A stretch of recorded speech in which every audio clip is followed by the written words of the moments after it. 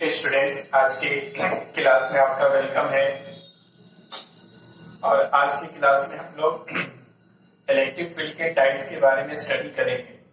तो electric field का कितना टाइप्स होता है? तो दो टाइप्स होता है, यानी there are two types of electric field, जिसमें एक को कहा जाता है यूनिफॉर्म इलेक्ट्रिक फील्ड और दूसरे को कहा जाता है नॉन यूनिफॉर्म इलेक्ट्रिक फील्ड।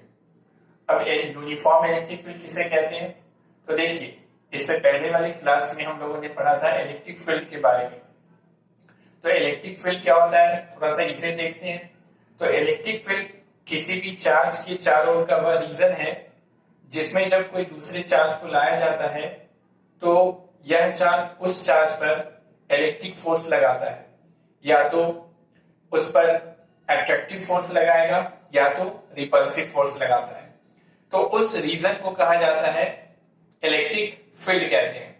यानी ये किसी भी चार्ज के चारों ओर एक फील्ड होता है, एक रीजन होता है। उस रीजन में अगर कोई दूसरे चार्ज को आप लेके आते हैं तो अगर इसमें तो ये वाला चार्ज क्या करेगा, उस पर फोर्स लगाता है, या तो एट्रैक्टिव या तो रिपल्सिव फोर्स लगाता है। तो उस रीजन को, यानी चार्ज के चारों के उस रीजन को कहा जाता है इलेक्ट्रिक फील्ड कहते हैं। अब ये दो तरह का हो सकता है, या तो हो सकता है यूनिफॉर्म या हो सकता है नॉन यूनिफॉर्म। अब यूनिफॉर्म और नॉन यूनिफॉर्म इलेक्ट्रिक फील्ड में क्या डिफरेंस है? तो देखिए, अगर मान लेते हैं कि कोई चार्ज है, सपोज दैट अगर कोई पॉजिटिव चार्ज है, अब इसके चारों ओर क्या है, रीजन है, यानी इसके चारों ओर के रीजन को, इस चार्ज के चारों ओर के रीजन को कहा जाता है इलेक्ट्रिक फील्ड कहते हैं। जिसमें अगर कोई दूसरे चार्ज को लेके आया जाता है, अगर कोई टेस्ट चार्ज को लेके आते हैं तो ये क्या करेगा, उस चार्ज पर, ये चार्ज इस चार्ज पर, इस टेस्ट चार्ज पर क्या करेगा, फोर्स लगाएगा, या तो एट्रैक्टिव या तो रिपल्सिव। यहां पर कैसा फोर्स लगेगा, तो रिपल्सिव फोर्स लगेगा, क्योंकि ये भी पॉजिटिव है और ये भी पॉजिटिव है। तो सपोज दैट कोई इलेक्ट्रिक फील्ड है। अब वो इलेक्ट्रिक फील्ड या तो यूनिफॉर्म हो सकता है या फिर नॉन यूनिफॉर्म हो सकता है। तो हम लोग सबसे पहले देखते हैं कि यूनिफॉर्म इलेक्ट्रिक फील्ड किसे कहते हैं। तो देखिए, सपोज दैट कोई ये इलेक्ट्रिक फील्ड है, इस तरह का कोई इलेक्ट्रिक फील्ड है, किसी चार्ज के कारण ये इलेक्ट्रिक फील्ड बना हुआ है, किसी charge due to any charge, किसी चार्ज के कारण ये इलेक्ट्रिक फील्ड बना हुआ है। अब ये इलेक्ट्रिक फील्ड यूनिफॉर्म कब कहलाएगा, कि अगर इस इलेक्ट्रिक फील्ड के किसी भी पॉइंट पर अगर इलेक्ट्रिक फील्ड इंटेंसिटी का वैल्यू अगर सब जगह सेम आता है, यानी इलेक्ट्रिक फील्ड के हर एक पॉइंट पर, इस इलेक्ट्रिक फील्ड के हर एक पॉइंट पर इलेक्ट्रिक फील्ड इंटेंसिटी का वैल्यू अगर सेम आता है तो ऐसे फील्ड को कहा जाएगा यूनिफॉर्म इलेक्ट्रिक फील्ड। किसी भी इलेक्ट्रिक फील्ड, अगर कोई इलेक्ट्रिक फील्ड है तो उस इलेक्ट्रिक फील्ड के अगर हर एक पॉइंट पर इलेक्ट्रिक फील्ड इंटेंसिटी का वैल्यू, सपोज दैट हमने यहां पर इस ये पॉइंट लिया, ये इलेक्ट्रिक फील्ड है, इसका यहां पर का पॉइंट लिया, यहां पर हम क्या देखेंगे, ई का वैल्यू देखेंगे।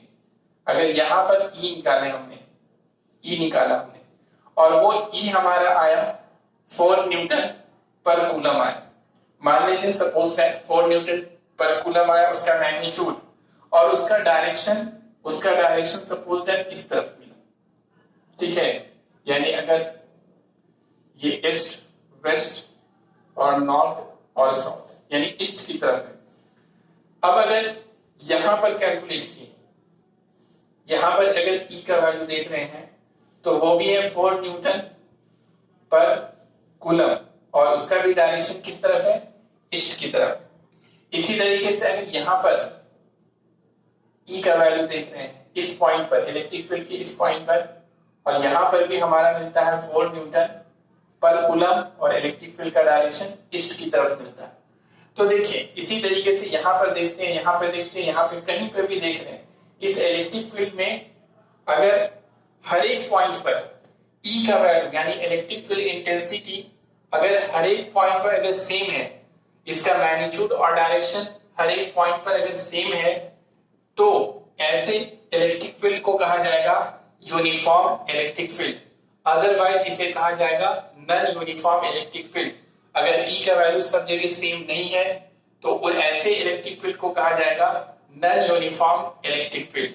जैसे कि ये तो फील्ड हो गया, सपोज दैट ये हो गया यूनिफॉर्म, क्योंकि यहाँ पे इस इलेक्ट्रिक फील्ड के हर एक पॉइंट पर, यहाँ पर, यहाँ पर, यहाँ पर, यहाँ पर, कहीं पर भी अगर इलेक्ट्रिक फील्ड का वैल्यू देख रहे हैं, उसका मैग्नीट्यूड और डायरेक्शन देख रहे हैं, तो वो हर एक पॉइंट पर सेम आ रहा है, तो ऐसे फील्ड को कहा जाएगा यूनिफॉर्म इलेक्ट्रिक फील्ड।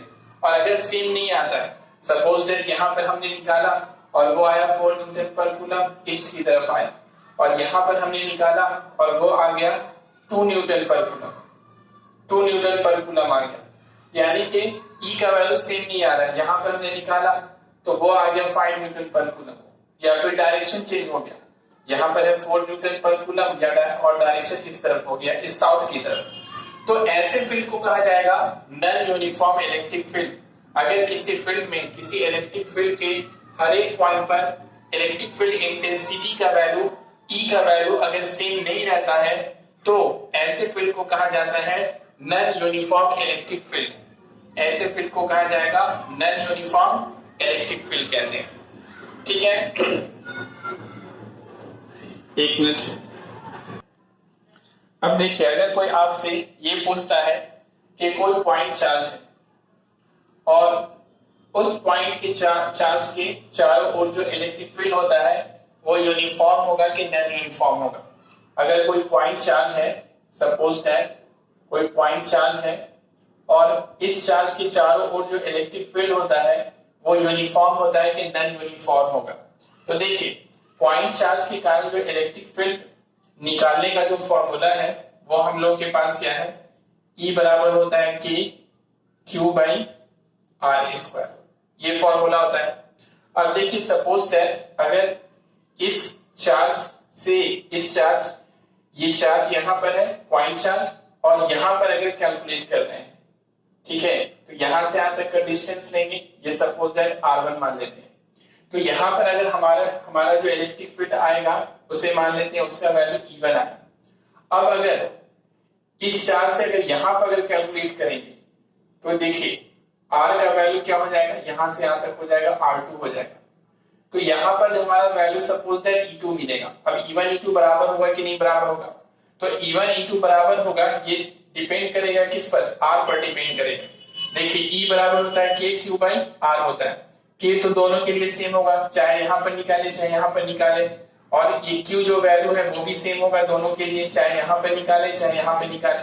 लेकिन R, देखिए अगर इस पॉइंट पे निकालना है, अगर ये पॉइंट A है या फर्स्ट पॉइंट है, इस पॉइंट पे निकालना है तो R1, यहाँ से यहाँ तक का डिस्टेंस है R1, और अगर यहाँ पर निकाल रहे तो यहाँ से यहाँ तक का डिस्टेंस क्या R2 है। सपोज दैट अगर ये 2 सेंटीमीटर है तो ये वाला जो डिस्टेंस हो जाएगा वो क्या हो जाएगा, और यहाँ से यहाँ तक का डिस्टेंस 2 से ज्यादा होगा, सपोज दैट ये 5 सेंटीमीटर है।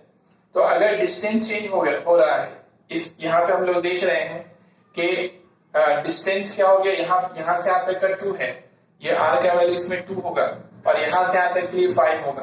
तो R के बदलने से यहाँ पे E का वैल्यू भी क्या हो जाएगा, बदल जाएगा। इसको बदलेंगे तो ये भी बदल जाएगा।